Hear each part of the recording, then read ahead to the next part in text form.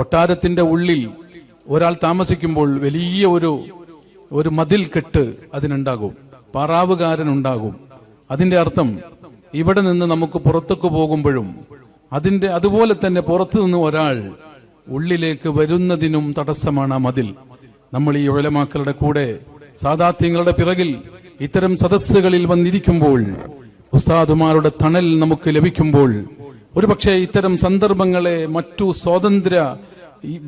മറ്റു ആസ്വാദനങ്ങളിൽ നിന്ന്, പാട്ടും കൂത്തുമായി ചാടിക്കളിക്കുന്ന ആസ്വാദനം മാറ്റിവെച്ച് ഈ ഒരു ആത്മീയ തലത്തിൽ നമ്മൾ വന്നിരിക്കുമ്പോൾ അതൊരു കവചമാണ്, ഒരു തണലാണ്.